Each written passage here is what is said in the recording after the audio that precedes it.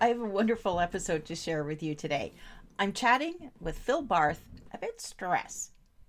Not that I want to start a debate on who has more stress, us moms or our husbands and partners, but studies have shown that women are more prone to suffer from extreme stress. I mean, let's face it, from the time that our kids were born, the demands on our time has been relentless. Even now that kids are getting older, those demands, they're still there. And then you add on to that work, career stress, and then maybe you're caring for aging parents or even grandkids. The stress is still there. But the good news is that there's things that you can do to bring focus back on ourselves. And in this episode, we chat about stress management, the importance of starting your day off right, and why we should all be more like dogs. Buckle up. This is going to be another great ride. This is the Roller Coaster Podcast. We are here to help you be empowered and renew your sense of purpose as a midlife mom. This is your time to redefine and reclaim your power as a woman. Just because our kids are getting older doesn't mean that our lives still don't have crazy twists, turns, ups and downs. And that's not to mention what our hormones are doing. We're navigating helping our kids plan their next chapters while quietly wondering, what the heck does my next chapter look like? My name is Lucy Q, wife, mom, podcaster, and journaling mentor. This is a crazy time in your life, but you are not alone. So I'm inviting you to throw your head back, arms in the air, and come along with me for the ride. Welcome to the roller coaster, Michelle. Thank you. I'm happy to be here. So we were chatting before I hit record because we've both been what we call stuck. And quite honestly, it sucks. Mm-hmm. And what I found was pulling myself out of that hole took such emotional strength. It was more than anything I'd faced as a mother. Mm-hmm. And I think the hardest part was I didn't know what being stuck meant, which then left me to feeling like I was completely alone. And I felt guilty because I had all these great things in my life, but something felt so wrong and I was lost. Mm-hmm. Can you maybe share with me what you feel being stuck means? Yeah. And I really appreciate what you just said right there, which was you could identify with how you felt, but didn't make the connection that was being stuck, and you felt alone in that as well. And I think that's the challenge initially, is that feeling stuck. Just the word itself feels abstract. And so when I work with clients to like make it concrete, we identify what the feelings are. So what are the feelings about being stuck? So the feelings that I had when I was stuck, I was resentful. I was angry because my life wasn't turning out the way I wanted it to. I felt overwhelmed by any kind of action it would take to overcome just these feelings. I felt lost in a way. I felt directionless. So all of these things really culminated into my own personal story with being stuck, and I think with a lot of women. So it's important to pinpoint what those feelings are, and if you identify with those feelings, then you really need to ask yourself, okay, am I stuck in this, or am I moving out of it? And if you're not moving out of it, it's part of our journey. Every single part of our lives represent a different part of womanhood, different stage in our lives. And so we have to normalize that we all go through different things at different times. But it's important to identify when we are stuck. Do we need help to get unstuck? What do we need to get unstuck? Is it just a mind shift change? Is it professional help? What is it? And be daring enough to take the step towards whatever that is. And certainly there's a lot of those feelings that I can relate to, But I think at the time, I didn't even have the capacity to put words to how I was feeling. Like, quite Mhm. honestly, the easiest way to put it is I think I just felt like a big loser. Like, Mhm. I felt, and I don't know why, I just felt like a personal, I don't know, like I had done something wrong. I hadn't, Mhm. and you can tell I still struggle with trying to describe where I was and what I went through. I was as rock bottom as you can get. Mhm. Um, and I remember feeling like I just wanted to run away. Yeah.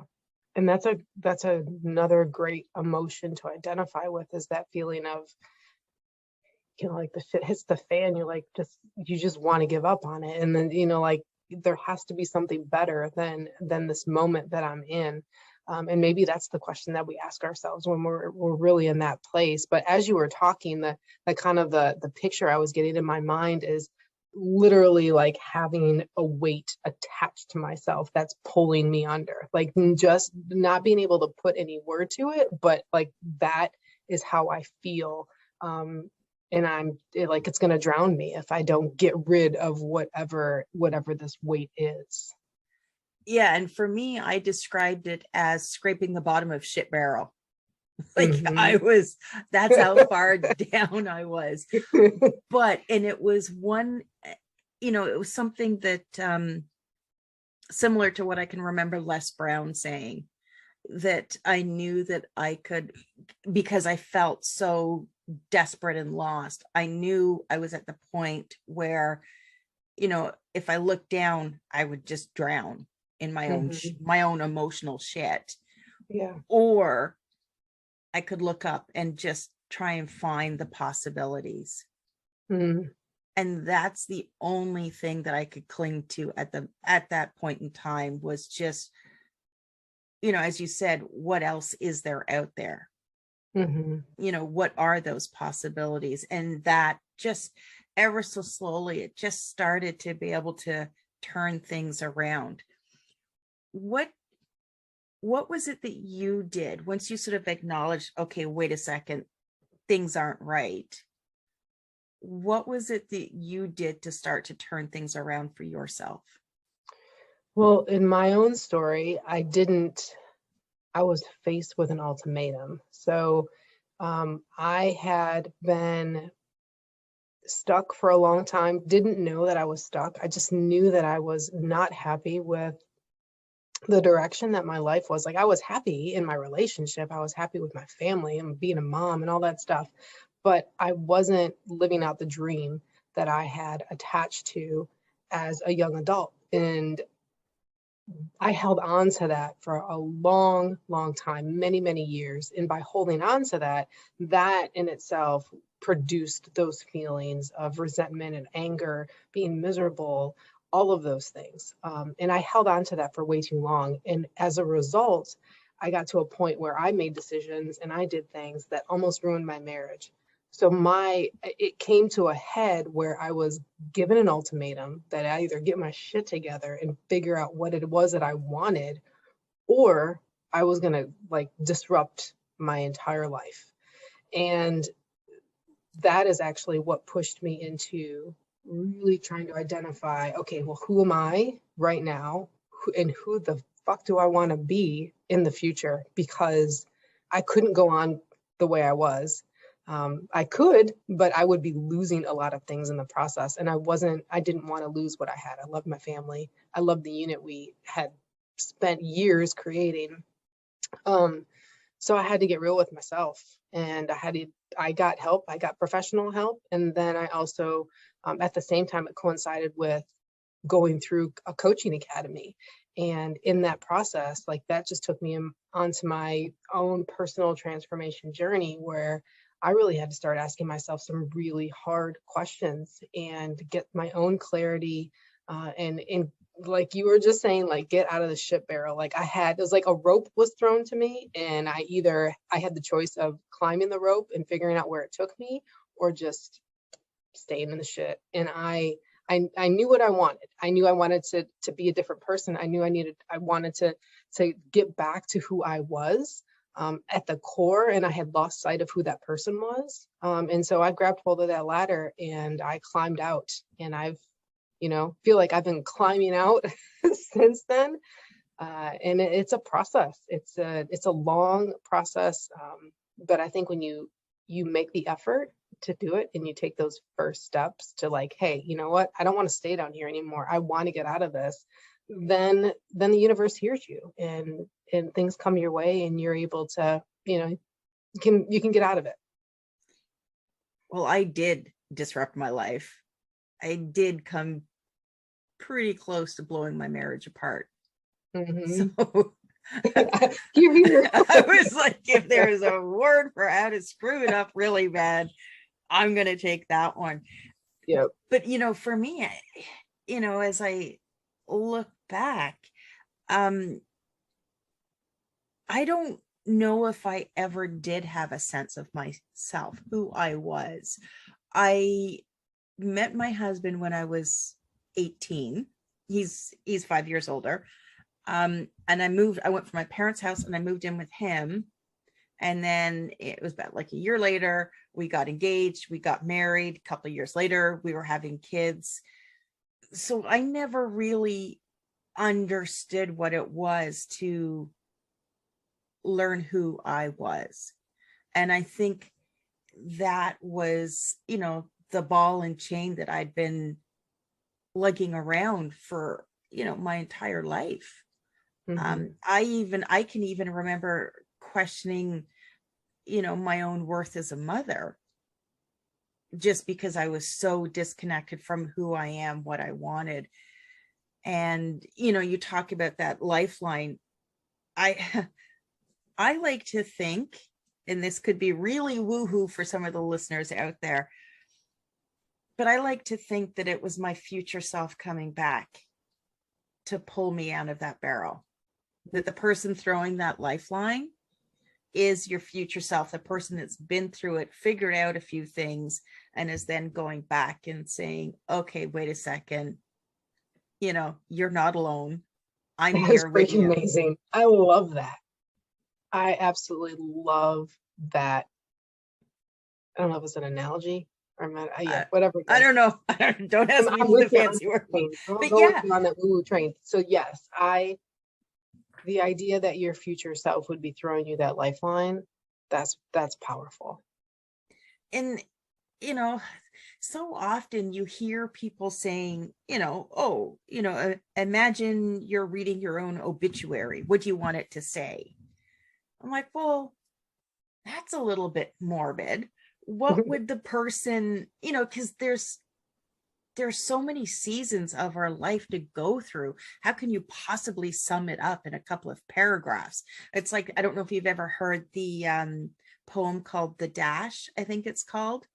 And it talks about, like, if you look at your gravestone, most gravestones, they have, the year you're born, dash, the year that you died. And that little dash, that little line is like the total of your life. You're not just the day you're born, you're not just the day you die. You have this entire existence of different versions of yourself and different seasons of who you are that are encompassed in this little dash. So I like to look at it, well, what would the me that I am in 10 years come back and tell the me of me today? That's who I'm measuring myself against. That's who I'm turning to for advice is, okay, imagine that I've checked these boxes and I've done 1, 2, and 3. Who is that person? And what advice is she going to tell me today? Yeah, that's really powerful. And that's a coaching exercise. That's a coaching approach that I've used with clients in sessions when they do get stuck, just in their ability to think outside of their situation, is to imagine and envision who that future person is, and then what would that future person, that version of you, say to you now. And that moment of I don't want to say inspiration, but it's a moment of clarity often. Um, because when I ask the question, I ask it in a way that is an immediate response. So you don't think about it. It's just you say whatever like comes to your mind immediately. Um, and when you think about who that person is, I mean, that is what we're aspiring to be, is the person that we want, that woman that um, at the end of the dash, right, is the one that we can celebrate and say, yep, I did exactly what I wanted to do, who I wanted to be. I feel completely whole on the inside and know that when I leave this earth, I was the best mom, I was the best wife or partner, and I lived a life that was fulfilling. And I know that I want that for myself, and I know, and I'm sure the listeners, that's that's what we aspire to be. And sometimes it's just so difficult to tap into who that is right now in the moment that we're struggling, the moment that we can't see out of the muck, and we don't have or see that there is a ladder, or there is a lifeline that's right here in our space. Um, but that's also normal, and we all go through it at different times in our lives. And I think that's what's never taught to us. I don't know why. There's so many valuable lessons that we should be learning in school and we're not. Now you mentioned clarity. Mm-hmm.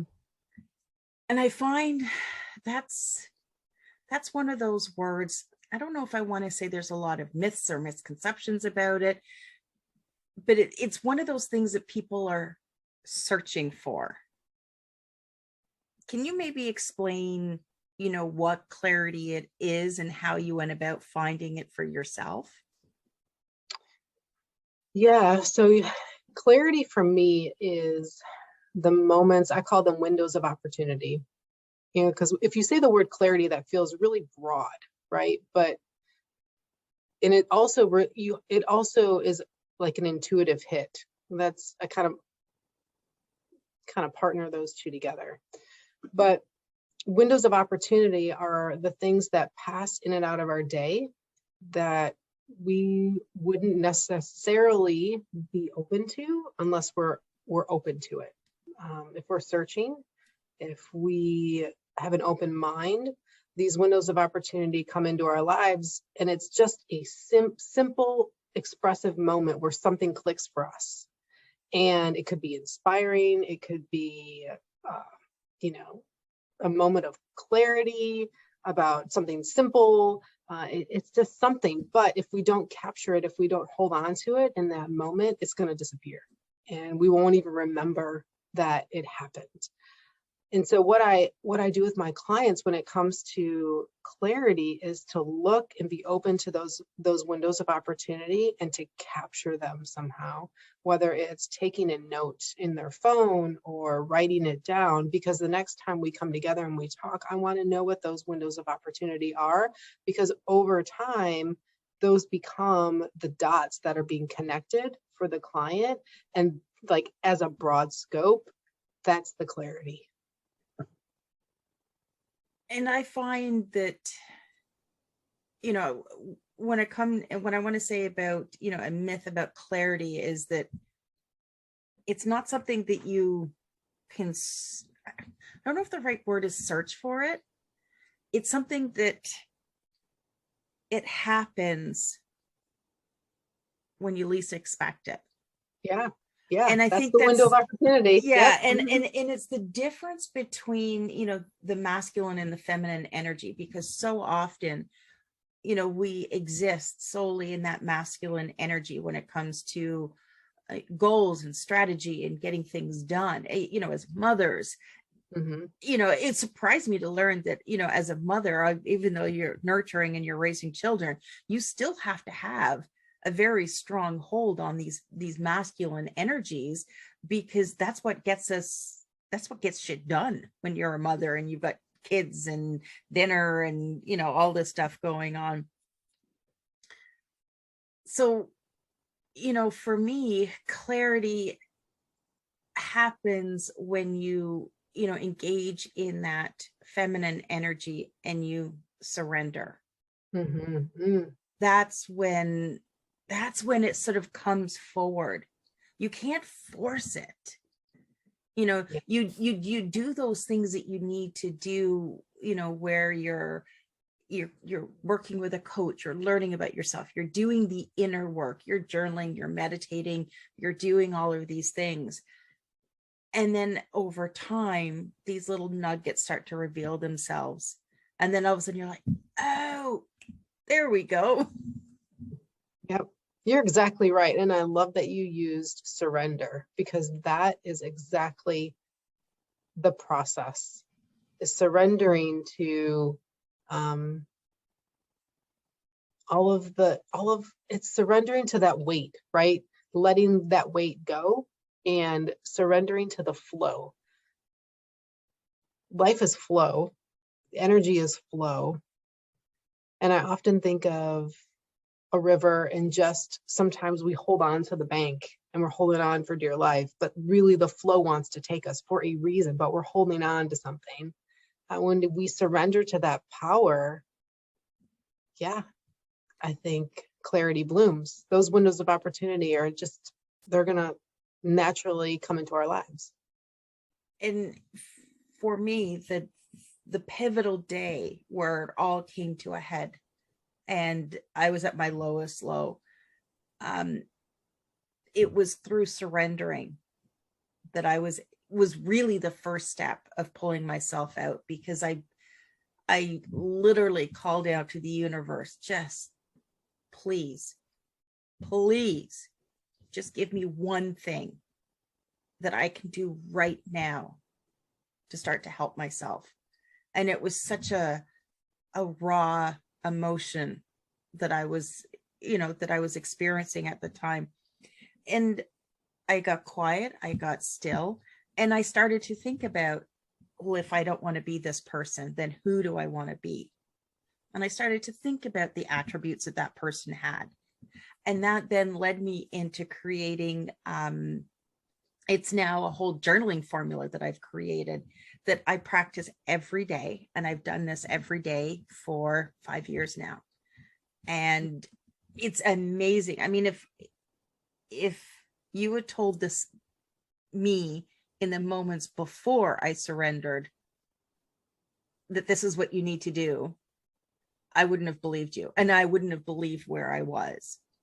But it was, I think that the pivotal point was that surrendering. And it's amazing that you are able to identify that, because that's part of the change. You identified that surrender was the trajectory shift for you. And the next time that you're in a space where you feel like you need help again, you have something to rely on. You have a system that works for you. And now you can use that system to build on and refer back to when it gets tough again. And it does. I mean, I don't want anyone to think that, I went through this once and life is, perfect. No, Mm-hmm. I still struggle. I still have challenges. Every time you reach a new level, you're going to reach a new level of challenges. And then you add to that good old hormones, because they are going to fuck you up like you don't believe. I mean, I recently had one day, and I hadn't had a day that bad in, I'm going to say, at least 5 years. And even my husband said, I haven't seen you this bad in years. I couldn't stop crying. It was just one of those days where I started to feel like that big loser again. I started to, shut down and all of these things, but he could recognize it in me. And it's like you said, I had those tools that I could go back to. And I think that day as well, there was a certain amount of surrender where it's just like, okay, here I am. This is what I'm dealing with. This isn't forever. This is just a moment in time. And I love how you pointed that out, because so much of what coaching can be is a way to help you create the system for yourself. And that's what you did. And amazing you were able to figure that out on your own, which is awesome. Sometimes we can't, which is okay too. But I really believe in the power of structures, and structure means something different for everybody. But when we find something that works for us and then we can apply it, and then when things get tough again, we know that that's something we can fall back on. It makes our transformation that much more concrete. We can start seeing the progress from the moment we started the journey, and in the segments that they come in. And that's part of the design process too. I mean, that's what we're doing with our lives. And that's what you're doing, because you as well transcended your own personal crisis, and you're now helping women who are stuck to redesign their life. So can you maybe share a bit about how you help women and what that looks like? Yeah. So exactly what we're talking about, right, is exactly what I help women to do. So it's, when you are identifying with those feelings of just being stuck, whether the emotions that we have talked about, or you can't even identify the emotions yet, you just know that wherever it is, you need a rope, you need something to pull yourself out of it. That's where I meet my clients, in those places. And I help them stop fantasizing about the life that they wanted in the past, because that's my story, right? And so my coaching is part of my story. And that's how clients, they usually identify with the same story. So it's just helping them get past what they're fantasizing about, what they're daydreaming about, which is the life that they want instead of the life that they want now, and helping them moving forward to find fulfillment. And it's a process, and a lot of that process we talked about today. And it's a journey that I go with them on. We partner together, and the goal is for them to find fulfillment, to get out of the shit pile and to find happiness. And I think, the more we as women step forward and share our stories like we are sharing today, it goes back to the old proverb of each one teach one. Is that, I look back 5 years ago, I didn't find anyone talking about these things. It wasn't as common. Since I've started to focus more around, the segment of midlife moms, because that's essentially, that's who I am. That's I know what I know. Yeah, me too. My grace. I was gonna say, we basically have a PhD from our own lives. And if I've learned something, if I've created some tools or have some resources that can help the next person, then that's what I'm going to do, because I can very quickly tap back into those feelings, those painful feelings of that day, and know that if there's anything that I can do to prevent somebody from either getting that far stuck or, helping them get out of it, then that's what I'm going to do. And that's the whole purpose of what we're doing today. Yeah. And I am with you on that journey. If I can help women avoid the pain that I caused my family, my husband specifically, and the pain that I caused myself. I mean, I know it was part of my journey, and I know I needed to go through what I went through. But if I would have let go of my dreams when it was time to let go of them, because I realized through my own journey that those dreams were for a time and a place in my life.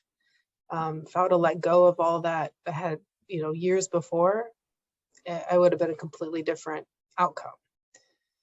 So, yeah, but helping women and empowering women is definitely the calling.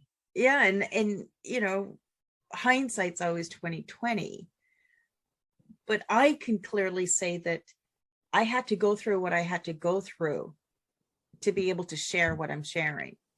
And I couldn't have done this 10, 15 years ago, because that's not where I was in my life. This is where I am.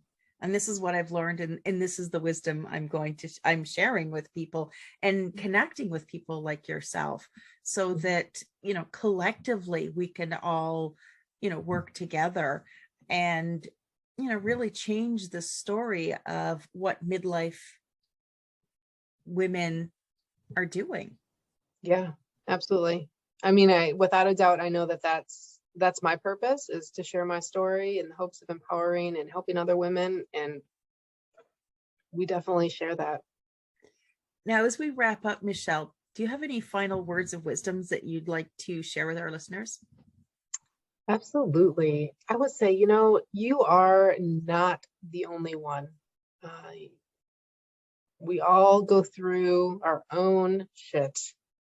And it's important to know that you are not alone in the process. You're not alone in the shit. And I think collectively, as women, we understand and we can empathize with what you're going through. And I want everyone to know that there's always light at the end of the tunnel. Even though you might be standing in front of the tunnel and it's pitch dark and you can't see the end, you can't see any light whatsoever, there is light at the end of the tunnel. And sometimes you need a friend, sometimes you need an accountability partner, sometimes you need someone to walk through that with you. That person is there somewhere. It exists.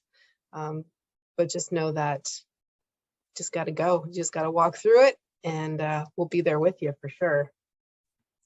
I'll give you an amen on that one.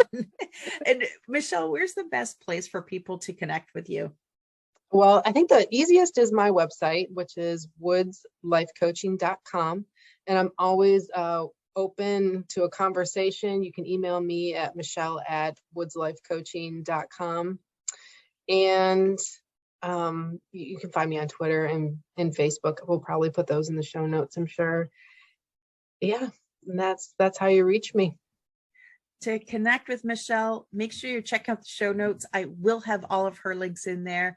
And Michelle, thank you so much for joining me today and sharing your story. Yeah, thank you so much for having me. I enjoyed it. Thanks for listening to this episode of the Roller Coaster Podcast. Want to chat or share your ideas about today's show? Pop me an email at hello@therollercoasterpodcast.com. Don't forget to connect with me on Facebook and Instagram at The Roller Coaster Podcast. Our theme song, Roller Coaster, was performed by The Lucky Setback. Audio editing by the one and only Jeff Quigley of Quigley Creator. Life is like a roller coaster, baby, baby. I wanna ride, ride, ride, ride. Life is like a roller coaster, baby, baby. I wanna ride, ride, ride, ride, ride, ride. Roller coaster.